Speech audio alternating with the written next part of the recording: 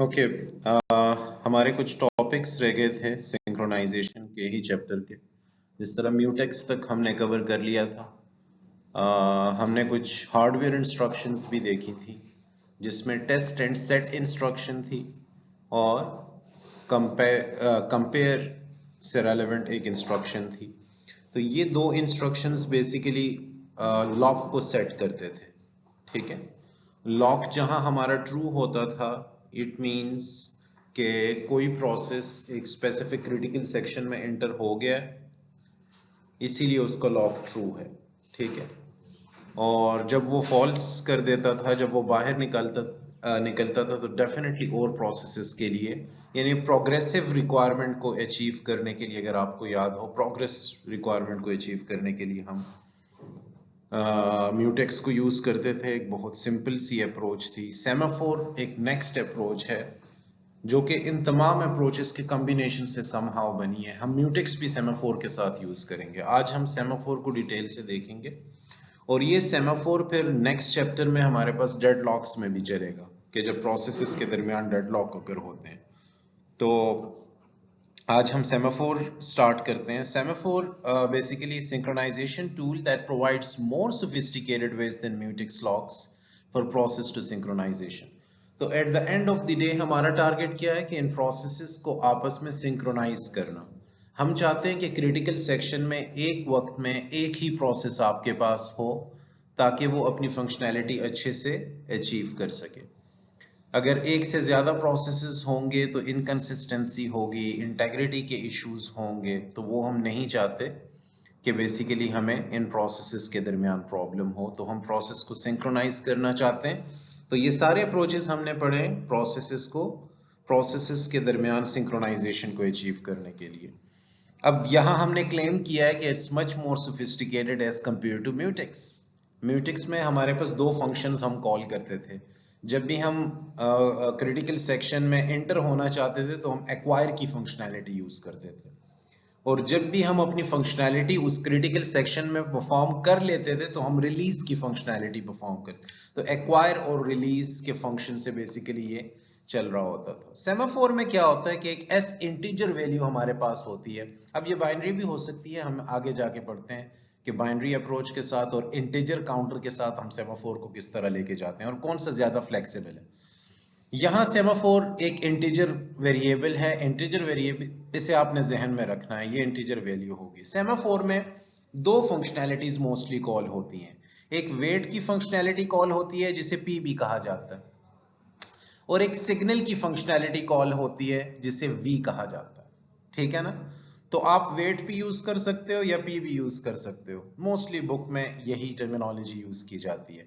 ठीक है, आप सिग्नल भी यूज कर सकते हो, आप वी भी यूज कर सकते हो। ठीक है, नेक्स्ट जो लाइंस आपको नजर आ रही हैं, इसमें मैंने वेट की फंक्शनैलिटी को यहां एक्सप्लेन किया है, और मैंने सिग्नल की फंक्शनैलिटी को यहां एक्सप्लेन किया है। हमारी सारी डिस्कशन आज इस पे होगी कि हम वेट के फंक्शन को जब हम कॉल करते हैं, तो इसकी डेफिनेशन में हमें ये कोड क्यों नजर आ रहा है। ठीक है ना? हम सिग्नल के ऑपरेशन को जब कॉल कर रहे हैं, तो इसके डेफिनेशन में ये वाला कोड हमें क्यों नजर आ रहा है। ठीक है, तो एस सेमाफोर में एस जो इंटीजर है, वो बेसिकली रिसोर्सेस को शो कर रहा होगा। Eight the end of the day ये सारी लड़ाई किसकी है प्रोसेसेस के दरमियान? रिसोर्सेस को एक्सेस करने की। क्रिटिकल सेक्शन में आपके रिसोर्सेस पड़े हुए हैं ना, जो शेयर्ड रिसोर्सेज हैं बेसिकली, तो उन्हें एक्सेस करने की लड़ाई है। हम चाहते हैं कि एक वक्त में कोई एक रिसोर्स किसी एक ही प्रोसेस के पास हो, यानी क्रिटिकल सेक्शन में हमारा एक ही प्रोसेस हो। ठीक है, तो s की वैल्यू 1 का मतलब ये है, s की वैल्यू अगर ग्रेटर देन 0 होगी ना, तो याद रखना उतने रिसोर्सेज अवेलेबल हैं अभी। एक चीज जहन में रखना, s की वैल्यू 1 का मतलब यह है कि इस वक्त हमारे पास एक रिसोर्स अवेलेबल है। वो रिसोर्स प्रिंटर की फॉर्म में हो सकता है, वो रिसोर्स सेकेंडरी स्टोरेज की फॉर्म में हो सकता है, वो रिसोर्स इनपुट आउटपुट की फॉर्म में हो सकता है, इनपुट आउटपुट कंट्रोलर की एक्सेस। ठीक है, तो वो रिसोर्सेस किसी डेटाबेस को एक्सेस करने के लिहाज से हो सकते हैं, किसी शेयर्ड फाइल को एक्सेस करने के लिहाज से हो सकते हैं। तो S अगर ग्रेटर देन 0 है, तो वो उतने रिसोर्सेज शो कर रहा होगा कि इतनी रिसोर्सेज आपके पास अवेलेबल है। ठीक है, अब देखें, रिसोर्सेज होंगे तो प्रोसेस उसी वक्त हम चाहते हैं कि जब हमारे पास रिसोर्सेज हो, अवेलेबल हो, तो फिर प्रोसेस उसकी रिक्वेस्ट करे ना। अगर हमारे पास एज अ सिस्टम मेरे पास रिसोर्सेज ही अवेलेबल नहीं है, ऑलरेडी P1 और P2 प्रोसेस यूज कर रहे हैं रिसोर्सेज, और P3 प्रोसेस जुनैद जो है वो रिसोर्सेज के लिए रिक्वेस्ट किए जा रहा है, तो क्या ये ठीक है? एक तो सिनेरियो ये है। दूसरा सिनेरियो ये है कि आप लोगों को रिसोर्सेज चाहिए ही नहीं, ठीक है, उस सिनेरियो को तो हम बाद में डिस्कस करेंगे। तो S अगर ग्रेटर देन 0 है तो इट मींस वो उतने रिसोर्सेज शो कर रहा है, ठीक है। अब ये तो मैंने सिग्नल की बात, क्योंकि S++ आपको नजर आ रहा है तो आपको पता चल गया होगा कि मैं सिग्नल की बात कर रहा हूं, ठीक है ना। सिग्नल में हमेशा जब भी मैं लेट सपोज मेरे पास कोई एक रिसोर्स है, इस बात को समझने की कोशिश करें। लेट सपोज मेरे पास प्रिंटर की रिसोर्स है इस टाइम पे, ठीक है ना। तो जब मैं उस रिसोर्स को यूज कर लूंगा तो अल्टीमेटली मेरा S 0 होगा, 0 ही हो जाएगा जब मैं रिसोर्स यूज कर लूंगा। तो फिर जब मैं छोड़ के जाऊंगा तो मैं S को खुद से 1 कर दूंगा ताकि बाकियों को पता चले कि अब ये फ्री हो चुका है। अगर S इज इक्वल टू 0 है, इट मींस मैं यूज भी कर चुका हूं, मैं जा भी चुका हूं, लेकिन मैंने काउंटर को सेट नहीं किया, रीसेट नहीं किया। तो मुझे जब मैं प्रिंटर यूज, एक रिसोर्स है प्रिंटर, वो मैंने यूज कर लिया है, ठीक है, और अब मुझे उसे छोड़ना है ना। जब मैं उसे छोड़ूंगा तो मैंने S++ करना है, इसका मतलब है मैंने सिग्नल को कॉल करना है, ठीक है ना। अब एक वेट का फंक्शन आपको नजर आ रहा है। वेट के फंक्शन में दो चीजें हो रही हैं, याद रखें। अगर S 0 के बराबर है या S लेस है तो इसका मतलब है अभी वेट करो, रिसोर्सेज अवेलेबल ही नहीं है, बाकी प्रोसेसेस यूज कर रहे हैं अभी तक। मुझे एक रिसोर्स चाहिए, मुझे प्रिंट करवाना है या मुझे किसी डेटाबेस सर्वर को एक्सेस करना है, ठीक है ना। अभी वो रिसोर्स फ्री ही नहीं है, बाकी प्रोसेसेस उसे यूज कर रहे हैं, तो मुझे वेट करना पड़ेगा ना। अल्टीमेटली मुझे at the end of the day wait करना पड़ेगा। अगर S लेस देन और इक्वल टू 0 नहीं है तो मुझे S माइनस माइनस करते रहना है, ठीक है ना।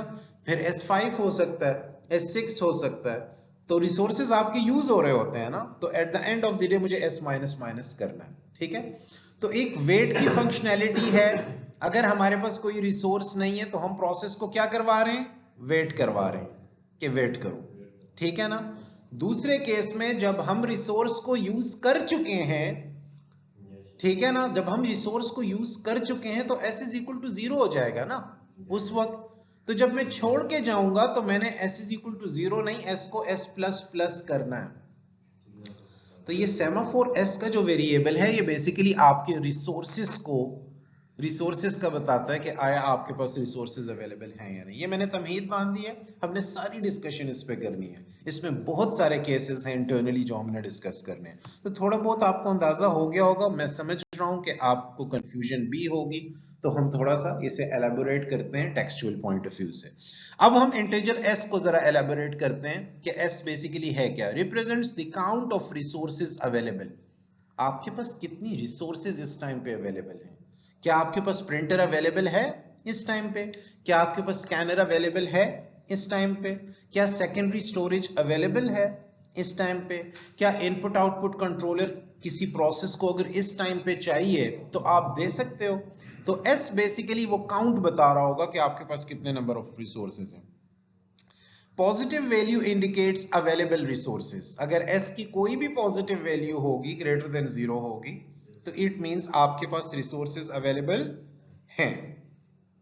0 और negative value indicates no available resources. इसका मतलब है आपके पास रिसोर्सेज ही नहीं है इस टाइम पे, तो आपको वेट करना पड़ेगा। किसको वेट करना पड़ेगा? प्रोसेसेस को या थ्रेड्स को। थ्रेड्स होंगे या प्रोसेसेस होंगे, जाहिर बात है। एग्जैक्टली ठीक है, सब प्रोसेसेस, ठीक, आपके प्रोसेसेस ही थ्रेड्स को इन्वोक करते हैं। इंटरनली प्रोसेसेस के इंस्टेंसेस को थ्रेड्स कहा जाता है। तो होपफुली ये तीनों पॉइंट्स क्लियर होंगे आपके। S, अगर S क्या रिप्रेजेंट कर रहा है? Available resources. पॉजिटिव वैल्यू अगर S की होगी तो इतने नंबर ऑफ रिसोर्सेज, बेसिकली जो भी वैल्यू होगी, इसका मतलब है रिसोर्सेज अवेलेबल हैं आपके पास। 0 और नेगेटिव का मतलब है कि आपके पास रिसोर्सेज नहीं है, you have to wait now, ठीक है। यू कौन? थ्रेड्स या प्रोसेसेस को वेट करना पड़ेगा। ओके अब थोड़ा सा और एलेबोरेट करते हैं, चीजों की डिटेल में जाते हैं। याद रखें ये एटॉमिक ऑपरेशंस हैं। एटॉमिक ऑपरेशंस का मतलब क्या है, क्या मतलब है? शाबाश, पिछला नहीं पढ़ते आप लोग?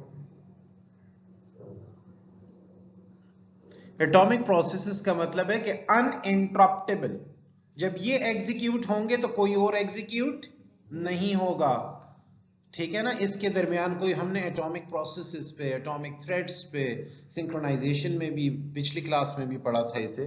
तो ये वो फंक्शंस हैं कि जो जब वेट एग्जीक्यूट होगा तो हम चाहते हैं कि सिग्नल एग्जीक्यूट ना हो, ठीक है। मैं इसे जरा स्वैप भी करूंगा और फिर आपको प्रॉब्लम बताऊंगा कि अगर इसके सीक्वेंस को हम चेंज कर दें तो हमें प्रॉब्लम क्या होने वाली है, ठीक है।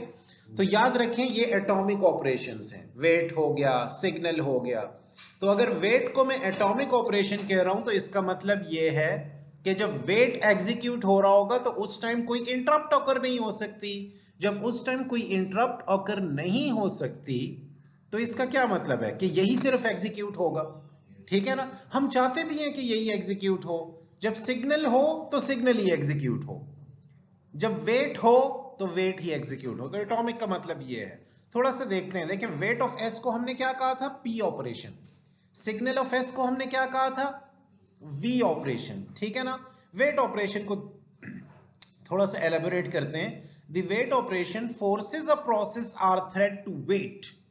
वेट ऑपरेशन क्या कर रहा है, क्यों वेट कर रहे हैं असगर हम, क्योंकि हमारे पास रिसोर्सेज ही नहीं है हमारे पास, ठीक है ना। हमारे पास तो रिसोर्सेज ही नहीं है तो हमने उसे वेट कराना है, किसको, थ्रेड को, किसको, प्रोसेस को, ठीक कहा है आपने।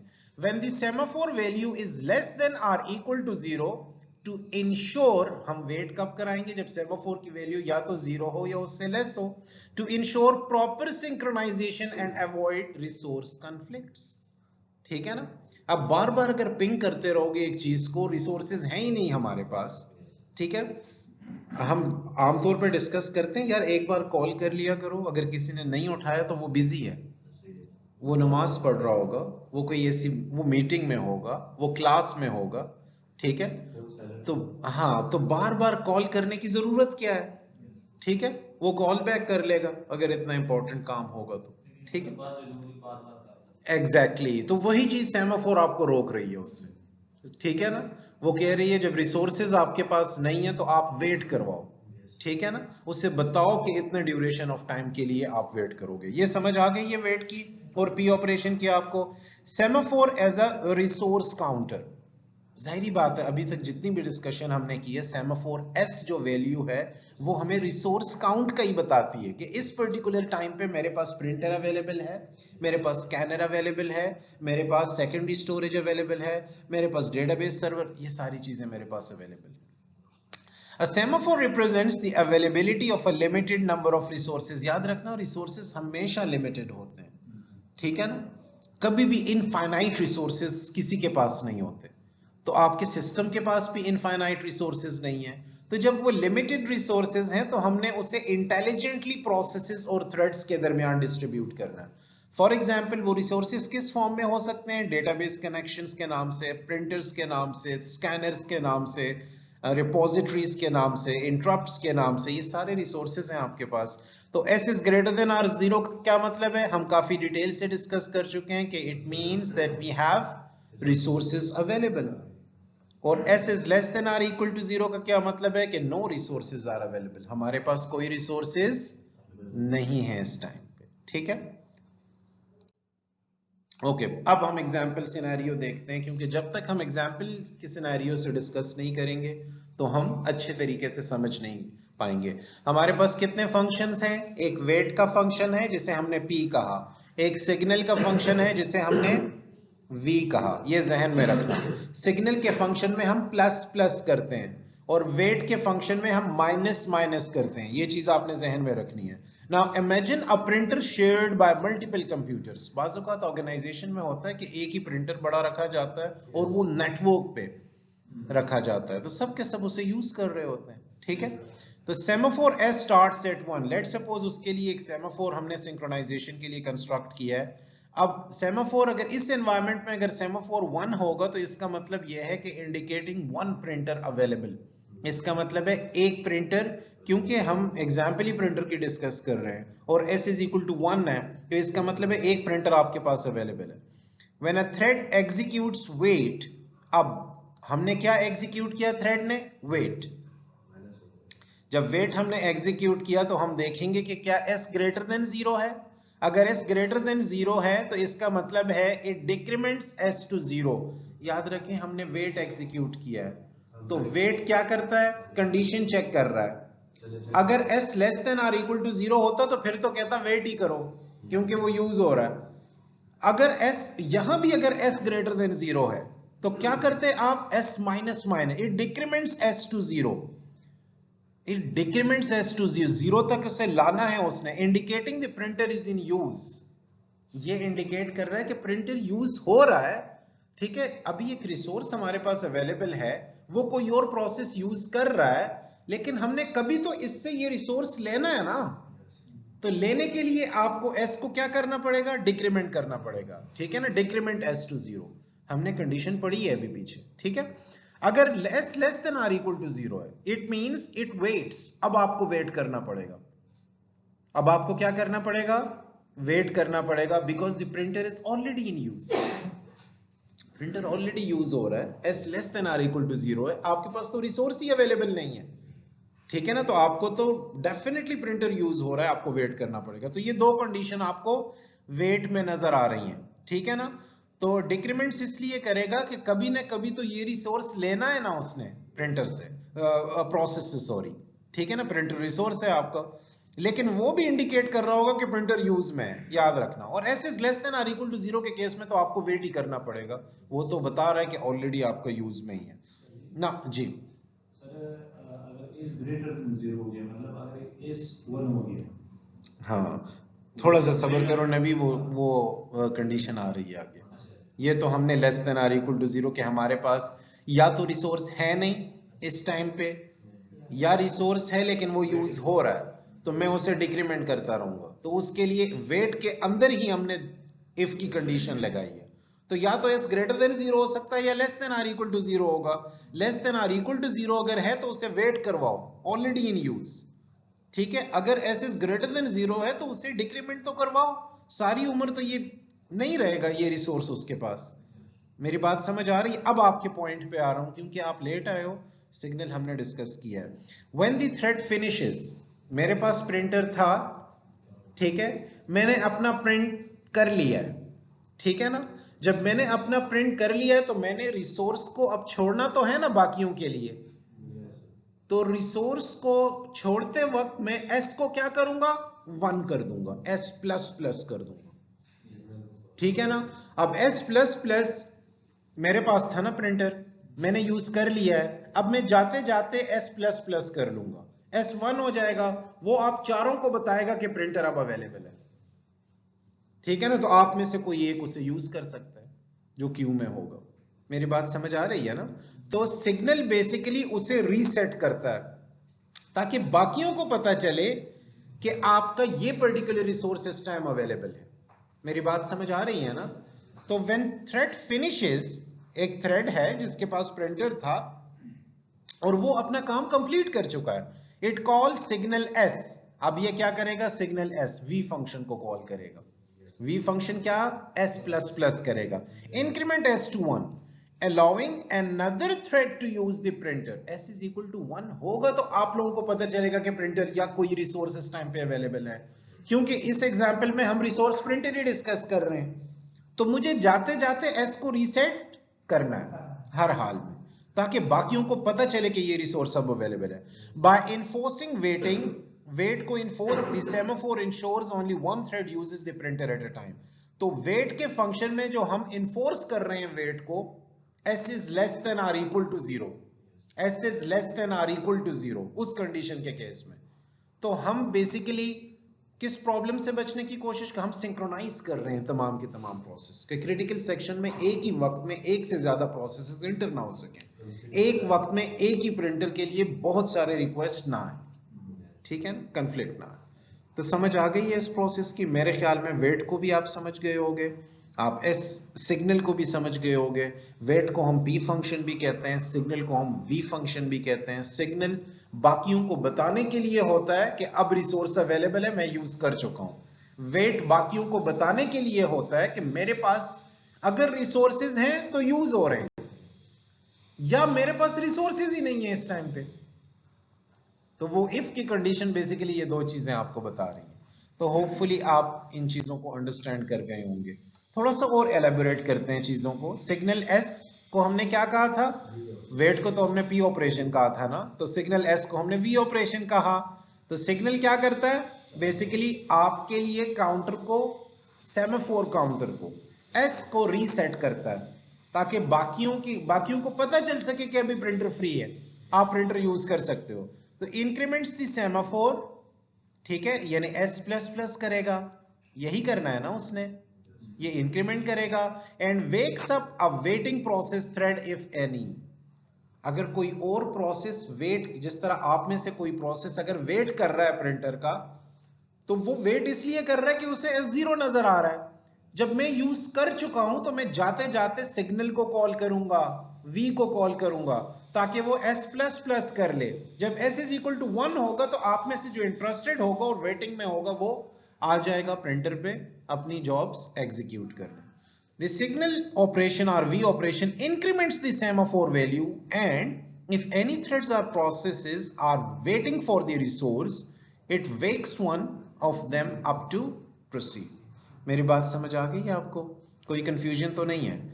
अभी तक हमने सेमाफोर में जो गेम पढ़ी है वो वेट की है और वो सिग्नल की है। यानी वेट करवाना अगर आपके पास रिसोर्सेज नहीं है, वेट करवाना अगर आपके पास रिसोर्सेज अभी यूज हो रहे हैं, और सिग्नल रिसोर्सेस का बताना कि अभी मेरे पास ये रिसोर्सेस अवेलेबल हैं, जो वेट कर रहे हैं, जो इंटरेस्टेड है वो आए और यूज करें। ठीक है, ओके। अब थोड़ा सा आगे एलैबोरेट करते हैं कि दो वेरिएंट्स होते हैं बेसिकली। अभी मैंने आपको बताया था कि सेमाफोर जब स्टार्ट हो रहा था तो इंटीजर वैल्यू वहां लिखी हुई थी। तो एक काउंटिंग सेमाफोर होता है और एक बाइनरी सेमाफोर होता है, ठीक है ना।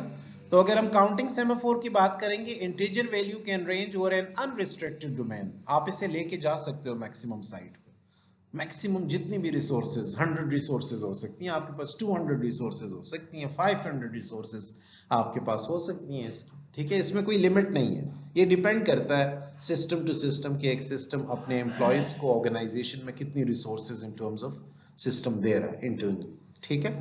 तो एक तो काउंटिंग सेमाफोर है जिसमें आप इंक्रीमेंटल फॉर्म में शो करते हो, एक बाइनरी सेमाफोर है। तो जब मैं बाइनरी सेमाफोर की बात करूंगा तो आपके जहन में म्यूटेक्स आ जाना चाहिए। म्यूटेक्स तो यही करता था, 0 और 1 की गेम होती थी। म्यूटेक्स बेसिकली लॉक को यूज करता था, लॉक को 0 करता था, लॉक को 1 करता था, ठीक है ना। लॉक को जब वो क्रिटिकल सेक्शन के अंदर एंटर हो जाता था कोई प्रोसेस, तो लॉक को 1 कर दिया जाता था, एक्टिवेट कर दिया जाता था। और जब वो प्रोसेस उस पर्टिकुलर क्रिटिकल सेक्शन को छोड़ के जाता था तो लॉक को वो 0 कर लेता था ताकि बाकी प्रोसेस आ सकें और क्रिटिकल सेक्शन में एंटर होकर अपनी फंक्शनैलिटी परफॉर्म कर सकें। तो जब मैं बाइनरी सेमाफोर की बात करूंगा तो ये S की वैल्यू या आपके पास 0 होगी और या आपके पास 1 होगी। मेरी बात समझ आ रही है आपको?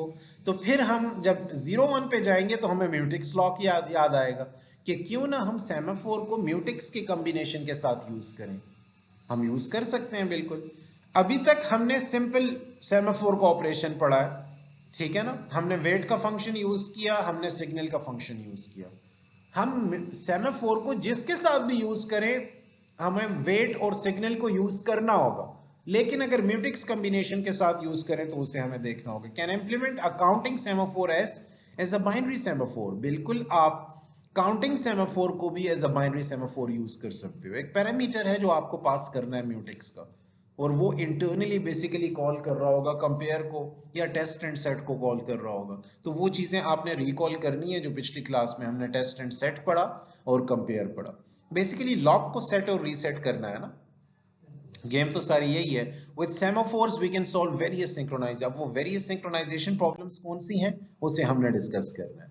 नाउ इसे जरा गौर से देखना है आपने। Solution to the critical section problem. Problem तो वही है हमारे पास सिंक्रोनाइजेशन में, क्रिटिकल सेक्शन की, क्रिटिकल सेक्शन में एक वक्त में एंटर ना हो सकें, ठीक है। तो एक हमारे पास create a semaphore mutex initialise to 1। Initially आपने एक सेमाफोर क्रिएट किया म्यूटेक्स के नाम से, जिसे आपने इनिशियलाइज किया 1 के। तो वेट म्यूटेक्स, ठीक है ना, आपने वेट कॉल किया। वेट म्यूटेक्स क्या करता था? वेट म्यूटेक्स ये इसी तरह ही है जिस तरह वेट का फंक्शन है, ये इसी तरह ये है जिस तरह पी फंक्शन है। ये बेसिकली इंटरनली अब म्यूटेक्स पे ही कंडीशन लगाएगा, वही कंडीशन चेक होगी कि क्या कोई रिसोर्स अवेलेबल है, अगर नहीं है तो आपको वेट करना होगा। मेरी बात समझ आ गई है, ठीक है ना। लेकिन अभी यहां डिपेंड करता है म्यूटेक्स पे। अब इसे थोड़ा सा, ये उस तरह का वेट ऑपरेशन नहीं है कि पिछले 2 स्लाइड्स पे हमने वेट को कॉल किया तो उसने internally if s is less than or equal to 0 को चेक करना शुरू कर दिया। अगर s is less than or equal to 0 है तो वेट करे, अगर s is greater than or equal to 0 है तो with the passage of time decrement करता रहे, ठीक है। ये याद रखो। वेट म्यूटेक्स का मतलब यह है कि अगर म्यूटेक्स 1 है तो इसका मतलब है आप क्रिटिकल सेक्शन में एंटर हो जाओ। म्यूटेक्स 1 का क्या मतलब है? आप लॉक लगा चुके हो, आप एक्वायर कर चुके हो, आप एक्वायर कर चुके हो, ठीक है ना। तो आप क्रिटिकल सेक्शन में एंटर हो गए हो, ठीक है ना। आपने म्यूटेक्स 1 का मतलब है अब आप क्रिटिकल सेक्शन में जाना, आपके पास राइट्स आ गए हैं, आपने एक्वायर को कॉल किया है, आप क्रिटिकल सेक्शन में आ गए हो। क्रिटिकल सेक्शन को आपने यूज किया। लेट्स, ये क्रिटिकल सेक्शन में आने का मतलब ये है आप प्रिंटर यूज कर रहे हो। क्रिटिकल सेक्शन में आने का मतलब ये है कि आपने किसी रिपोजिटरी को एक्सेस किया है। क्रिटिकल सेक्शन में आने का मतलब ये है कि आपने किसी इनपुट आउटपुट कंट्रोलर को यूज करना चाहा था। जब आपने क्रिटिकल सेक्शन में अपने मनपसंद का ऑपरेशन परफॉर्म कर लिया तो जाते जाते आपने क्या करना है? हाँ ठीक, इसको फ्री करना है बाकी प्रोसेसेस के लिए। कैसे करोगे? जो इसके काम सारा खत्म हो जाएंगे तो वो दूसरे रिसोर्सेज करेगा, उसको प्लस प्लस करेगा, इसको प्लस प्लस करेगा। तो आप मुझे बताओ कि सिग्नल का फंक्शन कॉल करूंगा मैं, ठीक है ना। तो मैं जाते जाते क्या करूंगा? सिग्नल का फंक्शन कॉल करूंगा। तो इस केस में सिग्नल का फंक्शन म्यूटेक्स को क्या कर देगा? 0 कर देगा। म्यूटेक्स 0 मीन आप इसे जरा रिलीज करना। आपने रिलीज कर दिया, बाकियों को बता रहे हो कि अभी क्रिटिकल सेक्शन अवेलेबल है, बाकियों को बताना भी तो है ना, ठीक है। तो आप म्यूटेक्स के कॉम्बिनेशन के साथ भी सेमाफोर को यूज कर सकते हो। आपने इनिशियली उसे 1 किया। जब भी कोई प्रोसेस क्रिटिकल सेक्शन जाता था तो अगर आपको पिछली क्लास की डिस्कशन याद हो तो लॉक को क्या करता था? यही करते थे हम, ठीक है ना। इसका मतलब है बाकियों को पता चले कि लॉक लग गया है, कोई प्रोसेस अंदर है जो कि अपनी फंक्शनैलिटी परफॉर्म कर रहा है। जब मैं क्रिटिकल सेक्शन को छोड़ के जाता था तो मैं लॉक को क्या करता था? 0 करता था। इट मींस कि बाकियों को पता चले कि अब क्रिटिकल सेक्शन में एंटर होने के लिए हमारे पास ऑप्शन है, क्रिटिकल सेक्शन अवेलेबल है, कोई और यूज नहीं कर रहा। लेकिन इससे पिछली वाली स्लाइड में हमने पढ़ा कि जब s की वैल्यू हमारे पास मतलब 0 हो तो वो जो है ना वो वेट। हाँ, अब हम म्यूटेक्स के यही है, बिल्कुल आपने ठीक पढ़ा। जब s की वैल्यू 0 है तो इट मींस आपके पास रिसोर्सेज ही अवेलेबल नहीं है, तो आपको वेट करना। s is less than r, to be more precise s is less than r equal to 0। तो आपके पास रिसोर्सेज है ही नहीं, तो आपको वेट करना है जब तक रिसोर्सेज अवेलेबल ना हो।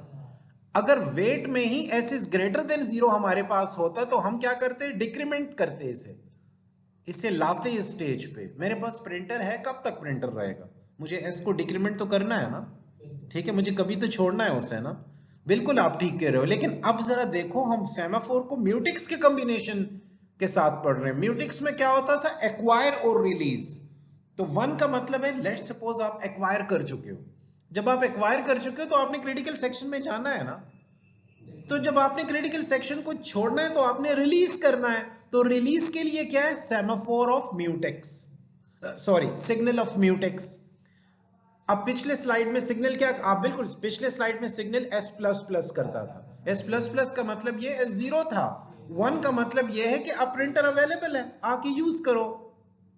तो सिग्नल ऑफ म्यूटेक्स का मतलब ये है कि आप उस लॉक के साथ खेल रहे हो। इन अदर वर्ड्स, रिलीज की फंक्शनैलिटी कॉल कर रहे हो। आप क्रिटिकल सेक्शन को यूज कर चुके हो, अब आप छोड़ के जा रहे हो। तो अब हम उसे सेमाफोर की कॉम्बिनेशन के साथ यूज कर रहे हैं, किसको? म्यूटेक्स को। ठीक है, इस वजह से ये हो रहा है। क्या कंसिडर कर रहे हैं? सॉरी, मतलब अगर हम इंक्रीमेंट कर रहे हैं जीरो, हम क्या स्टेट में बात कर रहे हैं? ये क्या कह रहे हैं? सॉरी, मैं स्टेट की बात कर रहे हैं। ओके, तो अगर आप देखो, if mutex become zero the semaphore is locked, ठीक है, and any further wait operation will block until mutex is released. तो ये ऑलरेडी हम डिस्कस कर चुके हैं। The only one thread can execute in this section at any given time, ensuring mutual exclusion.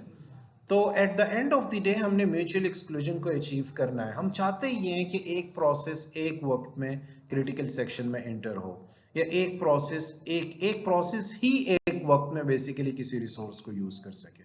तो हमारा टारगेट ओवरऑल यही है, ठीक है, इसीलिए हमने म्यूटेक्स को भी इसके कॉम्बिनेशन के साथ हम यूज कर सकते हैं।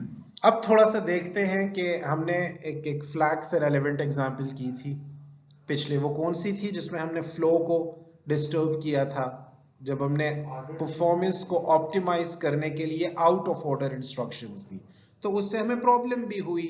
फिर उससे हमने लर्निंग भी की कि हमें करना क्या चाहिए। बेसिकली अगर ऑर्डर चेंज करना है तो हमने ऑर्डर को रखना किस तरह। अब देखें, consider P1 and P2 with P1 और P2 दो प्रोसेसेस हैं जिन्हें दो स्टेटमेंट्स को एग्जीक्यूट करना है, S1 और S2 को, and the requirement that S1 to happen before S2। हमारी रिक्वायरमेंट ये है कि S1 ने क्या लाजमी पहले एग्जीक्यूट होना है S2 से, ऐसा ही है ना? तो आप ये येलो सेंटेंसेस को प्लीज पढ़ें। This ensures that P2 can not proceed to execute S2 until P1 signals the semaphore। और एक और लाइन है, P1 performs S1 the required action that must precede S2। After S1 completes, P1 calls signal send which increments the semaphore value to 1, allowing P2 to proceed। अब देखें, अब जरा इसे देखते हैं। इनिशियली इसे क्या किया गया? सिंक्रोन एक सिंक सेमाफोर आपने लिया है, वहां हमने म्यूटिक सेमाफोर लिया था पिछली स्लाइड पे। यहां हमने क्या किया? सिंक सेमाफोर लिया। P1 प्रोसेस है जिसने S1 स्टेटमेंट को एग्जीक्यूट करना है। हमारे पास रिक्वायरमेंट क्या है? S1 to happen before S2। हम चाहते हैं कि S1 पहले एग्जीक्यूट हो S2 से, ठीक है ना? S1 स्टेटमेंट आया, S1 स्टेटमेंट एग्जीक्यूट हुआ, हम S1 को पहले एग्जीक्यूट करना चाहते हैं ना, इसीलिए देखें ये P2 प्रोसेस वेट में चला गया। मेरी बात समझ आ? ये साथ साथ ही एग्जीक्यूट हो रहे हैं। अच्छा, टू बी मोर प्रिसाइज, इस तरह की एग्जांपल को समझने के लिए इसे हॉरिजॉन्टल लिखना चाहिए। मुझे P2 यहां लिखना चाहिए था, वेट सिंक यहां लिखना चाहिए था S2, ताकि मैं बता सकता कि ये साथ साथ एग्जीक्यूट हो रहे हैं। तो P1 प्रोसेस P2 प्रोसेस एक ही वक्त में एग्जीक्यूट हो रहे हैं। हमारी रिक्वायरमेंट ये है कि S1 स्टेटमेंट ने पहले एग्जीक्यूट होना है। स्टेटमेंट केस स्टडी मुझे ऐसी मिली, S1 स्टेटमेंट आया, ठीक है, और यहां P2 प्रोसेस जब एग्जीक्यूट हो रहा था तो जाहिर बात है वेट सिंक का मतलब ये है, ये मैं इसे वेट करवा रहा हूं क्योंकि मैं चाहता हूं कि S1 पहले एग्जीक्यूट हो। किस किस को समझ आ रही है ये बात? देखें, मैं अगर आपके लिए लिख सकूं तो P2 ये है और यहां हमने वेट को कॉल किया है। सॉरी, इतना साफ नहीं आ रहा, आप इसे सिंक समझें, ठीक है, क्योंकि मैं माउस से कर रहा हूं तो, और ये S2 हो गया, ठीक है। हमारी रिक्वायरमेंट क्या थी कि S1 स्टेटमेंट जो है वो S2 स्टेटमेंट से पहले एग्जीक्यूट हो, ठीक है ना? अच्छा, यहां P1 प्रोसेस एग्जीक्यूट हो रहा है और सेम टाइम पे P2 प्रोसेस एग्जीक्यूट हो रहा है। P1 प्रोसेस S1 स्टेटमेंट को एग्जीक्यूट कर रहा है, इसी तरह ये उसी टाइम पे P2 प्रोसेस वेट करवा रहा है कि आपके पास रिसोर्सेज ही अवेलेबल नहीं है। S1 प्रोसेस जब एग्जीक्यूट हो जाए, कंप्लीट हो जाए, तो वो सिग्नल को एक्टिवेट कर रहा है। जब वो सिग्नल को एक्टिवेट कर रहा है तो वेट कौन कर रहा है? P2। वो डायरेक्टली उसे ग्रैब कर लेगा और S2 को एग्जीक्यूट करना स्टार्ट हो जाएगा। It means this is the perfect depiction of this particular statement जो फर्स्ट 2 लाइंस में आपको नजर आ रहा है, ठीक है ना? लेकिन ऐसा होता नहीं है। हम इसे थोड़ा सा गड़बड़ करके देखते हैं, थोड़ा सा आउट ऑफ ऑर्डर में जाके देखेंगे ठीक है ना। नेक्स्ट स्लाइड्स में कुछ ऐसे एग्जांपल्स मैं डिस्कस करूंगा जिसमें मैं आउट ऑफ ऑर्डर करूंगा, फिर प्रॉब्लम देखूंगा कि वो प्रॉब्लम क्या है, ठीक है ना। और ये किस तरह प्रॉब्लमेटिक हो सकते हैं, ये समझ आ गई आपको नबी? कोई कंफ्यूजन तो नहीं है? बड़ी सिंपल है। सिर्फ यहाँ असल में वर्टिकल लिखा हुआ है तो आप समझ नहीं रहे थे। जब आप इसे हॉरिजॉन्टली लिखेंगे तो आपको पता चलेगा कि ये दोनों प्रोसेसेस एक ही वक्त में एग्जीक्यूट हो रहे हैं। चलते हैं थोड़ा सा इसे एलेबोरेट करते हैं। नाउ सेमाफोर इंप्लीमेंटेशन, अब इशू क्या है देखें। आपका जहन मानता है वेट का जो कोड है वो कहां पड़ा होगा? किसी रिसोर्स में पड़ा होगा, लाइब्रेरी। वो लाइब्रेरी कहां होगी? Eight the end of the day किसी रिपोजिटरी में होगी। वो रिपोजिटरी भी तो क्रिटिकल सेक्शन है ना, वो भी तो रिसोर्स है ना। सिग्नल कहां पड़ा होगा? वो भी तो रिसोर्स है ना। इसका मतलब है आपको एक जो क्रिटिकल सेक्शन है उसमें आपको वेट का कोड भी एग्जिस्ट कर रहा है और सिग्नल का कोड भी एग्जिस्ट कर रहा है। लेकिन मैंने जब आज का लेक्चर स्टार्ट किया तो मैंने वेट और सिग्नल को कौन से प्रोसेसेस कहा था? एटॉमिक प्रोसेसेस कहा था। और मुझे म्यूचुअल एक्सक्लूजन भी अचीव करना है। और हम ये अब समझ गए हैं कि जब वेट एग्जीक्यूट हो तो उस वक्त सिग्नल ना हो। आप इमेजिन करें पिछले स्लाइड पे अगर वेट और वेट एक ही वक्त में एग्जीक्यूट हो रहे होते। आप इमेजिन करें कि अगर सिग्नल और सिग्नल एक ही वक्त में एग्जीक्यूट हो रहे होते, ठीक है ना। आप इमेजिन करें कि सिग्नल, क्या आप तारिक शाह ऐसा कर सकते हो कि मैं सिग्नल को पहले एग्जीक्यूट करूं और वेट को बाद में? हाँ शाबाश। अगर मैं सिग्नल को पहले एग्जीक्यूट करता हूं इसका मतलब है मैं पहले से ऐलान कर रहा हूं यार आप लोगों को रिसोर्सेस चाहिए ही नहीं, तो मैं पहले से क्यों आपको बताऊं कि मेरे पास 10 रिसोर्सेज हैं, एडवर्टाइज करूं। जब आप रिक्वेस्ट करोगे तो उस वक्त ही बताऊंगा ना। होना भी इसी तरह चाहिए, ठीक है ना। एक डायनेमिक एनवायरनमेंट, एक डिमांड बेसिस वाला एनवायरनमेंट होना चाहिए कि जब आप डिमांड करो तो उसी वक्त आपको चीज प्रोवाइड की जाए। जब आप डिमांड ही नहीं करते और आपको हर चीज प्रोवाइड हो तो उसके रिपरकशंस होते हैं, ठीक है ना। अच्छा, इसे थोड़ा सा एक्सप्लोर करते हैं। Must guarantee the no two process can execute the wait and signal on the same semaphore at the same time. एक ही वक्त में किसी सेमाफोर को एग्जीक्यूट करने की इजाजत नहीं होनी चाहिए। किसको? वेट और सिग्नल को, कि दोनों वेट और वेट दोनों सिग्नल और सिग्नल एग्जीक्यूट करें, ठीक है। एक तो ये चीज ध्यान में रखना। Thus the implementation becomes critical section problem. इसकी इंप्लीमेंटेशन जो है, इसका कोड जो है वो खुद से क्रिटिकल सेक्शन प्रॉब्लम है, ठीक है। Where the weight and signal code are placed in the critical section. Semaphore operations as critical section. अब देखते हैं कि semaphore operations इसमें इंटरनली देखते हैं कि ये as a critical section problem किस तरह है। The weight and signal functions themselves become critical sections requiring mutual exclusion to ensure proper behavior. इन्हें खुद से म्यूचुअल एक्सक्लूजन चाहिए। और म्यूचुअल एक्सक्लूजन क्या होगी? पीर साहब, म्यूचुअल एक्सक्लूजन क्या होती है? असगर, शाबाश। म्यूचुअल एक्सक्लूजन क्या होती है? ना करें ना करें। तो म्यूचुअल एक्सक्लूजन आपको ये कहता है कि यार एक ही शेयर रह सकता है, ठीक है ना। ठीक है, एक वक्त में एक ही प्रोसेस एग्जीक्यूट हो। एग्जीक्यूट होने का मेरा मतलब है कि क्रिटिकल सेक्शन, एक वक्त में एक ही प्रोसेस क्रिटिकल सेक्शन में जा सके, ठीक है। तो म्यूचुअल एक्सक्लूजन आपको ये कहती है, this means only one thread can execute wait or signal on the same semaphore at any given time. दो थ्रेड्स एक वक्त में वेट को यूज नहीं करेंगे, दो थ्रेड्स एक वक्त में सिग्नल को यूज नहीं करेंगे, वरना प्रॉब्लम होगी। हम देखते हैं आगे जाके कि प्रॉब्लम क्या होने वाली। याद रखना ये सारी चीजें।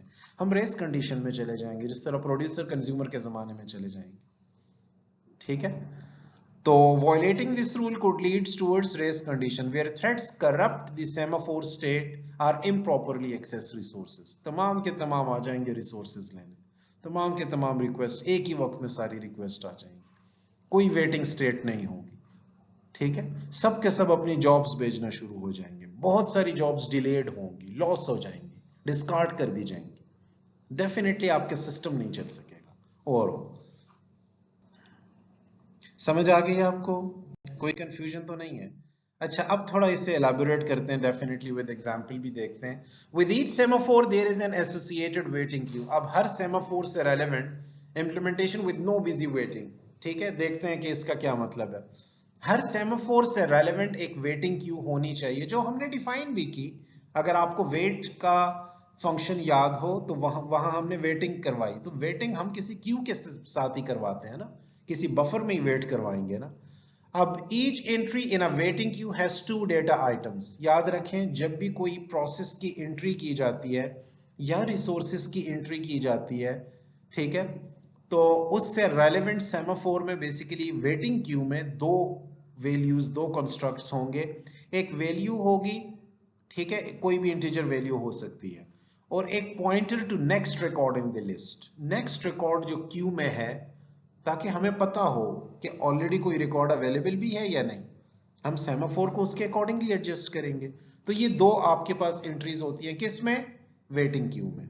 ठीक है, अब दो ऑपरेशंस हैं जो कि बैक एंड पे, एक ब्लॉक ऑपरेशन है और एक वेकअप ऑपरेशन है।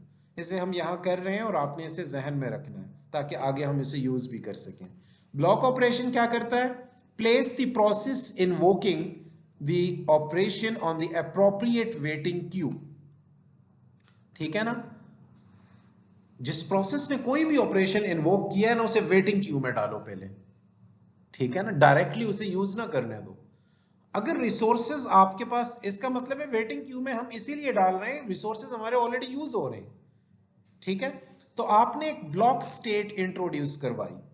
आपने कौन सी स्टेट इंट्रोड्यूस करवाई? Block state. उसमें वो तमाम प्रोसेसेस हैं जिन्होंने कोई ऑपरेशन इन्वोक किया है, तो उसे आप, जिन्होंने डिजायर शो की है कि कोई रिसोर्स यूज करने की, जिन्होंने डिजायर शो की है क्रिटिकल सेक्शन में जाने की, तो आप उसे वेटिंग क्यू में डालो। एक हो गया, ये याद रखना, ब्लॉक ये कहता है। वेकअप क्या कहता है? Remove one process in the waiting queue and place it in the ready queue. ठीक है ना, अब जब आपके पास प्रोसेसिंग हो रही है, ठीक है, तो वेटिंग क्यू से एक प्रोसेस उठाओ और रेडी क्यू में डालते जाओ, ताकि एस के सेट होते ही आप इसे असाइन करो। तो रेडी क्यू में जो होंगे उन्हें प्रायोरिटी दी जाएगी as compare to waiting queue के प्रोसेसेस के। तो ब्लॉक क्या करता है कि वो प्रोसेस जो कि इंटरेस्टेड हैं, जिन्होंने किसी ऑपरेशन को इन्वोक किया है, उन्हें वेटिंग क्यू में डालो। वेकअप क्या करता है कि वेटिंग क्यू से प्रोसेस को रिमूव करके रेडी क्यू में डाल दो, ताकि इन्हें ऑनवर्ड बेसिकली एस के सेट होते ही कोई रिसोर्स अलॉट की जाए। ये दो चीजें आपने याद रखनी है। अच्छा, एक ब्लॉक है और एक वेकअप है। अब आपने सेमाफोर, बेसिकली आपने इसके लिए स्ट्रक्चर्स यूज करने हैं। ठीक है, तो सेमाफोर आपने स्ट्रक्चर डिक्लेयर किया, उसमें डेटा पॉइंट, दो वैल्यूज थी ना, एक सेमाफोर की वैल्यू थी और एक नेक्स्ट रिकॉर्ड, नेक्स्ट प्रोसेस की इंफॉर्मेशन, नेक्स्ट थ्रेड की इंफॉर्मेशन हो सकती है, प्रोसेस, थ्रेड, कुछ भी हो सकता है ये। ठीक है, तो एक स्ट्रक्ट आपने डिफाइन किया जिसके अंदर दो वैल्यूज थी, जो पिछली स्लाइड में हमने वैल्यू और डेटा पॉइंटर पढ़ा। पॉइंटर बेसिकली नेक्स्ट रिकॉर्ड का एड्रेस होगा कि नेक्स्ट रिकॉर्ड, जो कि बिल्कुल, और एक वैल्यू आपके पास होगी, और इस स्ट्रक्चर का नाम क्या है? सेमाफोर। ठीक है ना, आप कुछ भी रख सकते हो अपनी मर्जी से। अब ये देखें, वही कुछ हो रहा है विद नो बिजी स्टैंड। वहां जो हमने दो लाइनें पढ़ी है ना, उसी को हमने, एक वेट है और एक सिग्नल है। ठीक है ना, वेट क्या कर रहा है? At this process in the waiting state, condition check कर रहा है कि, अब देखें वही, if S is less than or equal to 0, क्योंकि अब यहां स्ट्रक्चर है, तो आपने एक और, आपने दो पॉइंट्स बेसिकली रखे हुए हैं किसी भी डेटा स्ट्रक्चर में। एक उसकी वैल्यू है सेमाफोर की, और एक वो नेक्स्ट थ्रेड या प्रोसेस की इंफॉर्मेशन भी दे रहा है, तो आप पॉइंटर्स यूज कर रहे हो उसके लिए। तो वही चीजें हो रही हैं। इन अदर वर्ड्स, वो ब्लॉक कर रहा है। ब्लॉक का मतलब ये है, यहां डायरेक्टली वेट, आपको वेट के अंदर ब्लॉक करवाया जा रहा है, क्योंकि आपने एक टर्मिनोलॉजी ज्यादा कर दी है रेडी क्यू की। एक वेटिंग क्यू तो ऑलरेडी था जो वेट के जरिए आप एग्जीक्यूट कर रहे थे, बिजी कर रहे थे। तो रेडी क्यू के लिए आपने जो वेट के अंदर आप कॉल करोगे ना पी के फंक्शन में, उन्हें ब्लॉक करवा लोगे। ब्लॉक मीन वेटिंग क्यू में वेट करवाओगे। ठीक है, और उसके बाद आपने सिग्नल को एसोसिएट कर दिया वेकअप के साथ। वेकअप क्या करेगा? उस वेटिंग क्यू से प्रोसेस को रिमूव करके रेडी क्यू में डालेगा। रेडी क्यू में क्यों डाल रहा है? नबी वजह क्या है?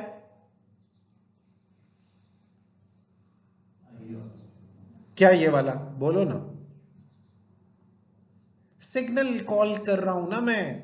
देखो मैं वेकअप की बात कर रहा हूं, वेकअप कहां है, वेकअप सिग्नल के अंदर है।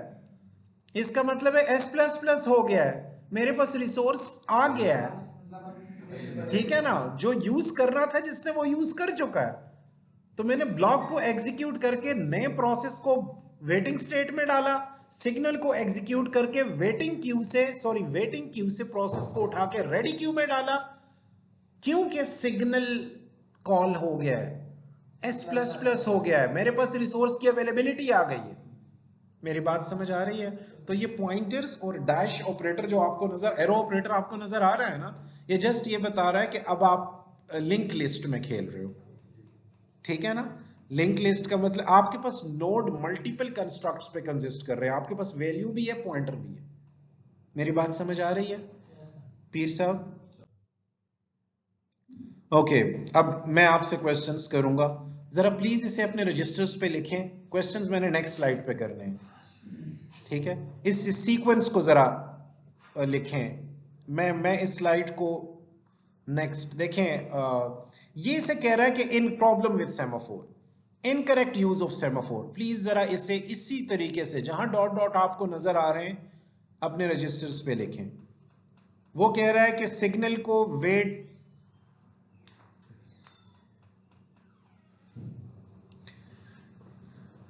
आप सिग्नल म्यूटेक्स को पहले नहीं कॉल कर सकते, हम ऑलरेडी ये डिस्कस कर चुके हैं, बल्कि नेक्स्ट स्लाइड पे इसे डिस्कस, नेक्स्ट स्लाइड पे इसका सोल्यूशन है। आप सिग्नल को कॉल करेंगे तो आप पहले से ये ऐलान कर रहे हैं, आपको ये नहीं पता कि कितने प्रोसेसेस अभी तक वेटिंग स्टेट में, आपको ये वो तो वेट म्यूटेक्स से पता चलेगा ना। तो आपने सिग्नल को पहले कॉल कर दिया है, आपने पहले से ही अवेलेबल रिसोर्सेज रख लिए हैं, ठीक है। तो ये चीज नहीं हो सकती, ठीक है। वेट म्यूटेक्स और वेट म्यूटेक्स नहीं हो सकता, ठीक है ना। एक प्रोसेस भी वेट म्यूटेक्स कॉल कर रहा है, दूसरा प्रोसेस भी वेट म्यूटेक्स कॉल कर रहा है, थर्ड भी वेट कर रहा है, तो ये हमने पिछली स्लाइड पे पढ़ा, ये भी नहीं हो सकता, ठीक है ना। अब इसे थोड़ा सा एलैबोरेट करते हैं। अब मैंने यहां एक्सपेक्टेड बिहेवियर भी आपको बता दिया है, व्हाट हैपेंस, ठीक है ना, जो हो रहा है वो भी आपको बताया है, ठीक है। तो incorrect order of semaphore operations, incorrect order क्या कहता है, एक्सपेक्टेड बिहेवियर क्या होना चाहिए। बेसिकली हम ये एग्जैक्टली हम चाहते हैं कि इसी तरह पहले वेट हो और उसके बाद वेट अब ब्लॉक को कॉल कर रहा है और फिर सिग्नल हो, सिग्नल वेकअप को कॉल कर रहा है। ब्लॉक क्या करेगा, वेटिंग स्टेट में डालेगा, वेकअप क्या करेगा, वेटिंग स्टेट से रिमूव करके रेडी स्टेट में डालेगा, क्योंकि आपके पास रिसोर्सेज अवेलेबल है। लेकिन हुआ क्या पिछले स्लाइड पे कि if signal is called first, it incorrectly increments the semaphore before entering the critical section. यही चीज पिछले स्लाइड पे हो रही थी। This allows multiple processes or threads to enter the predict simultaneously, violating mutual exclusions. ठीक है ना, समझ आ गई आपको, कोई कंफ्यूजन तो नहीं है? ओके, नेक्स्ट स्लाइड से स्टार्ट करते हैं, इसे स्टॉप करते हैं यहां।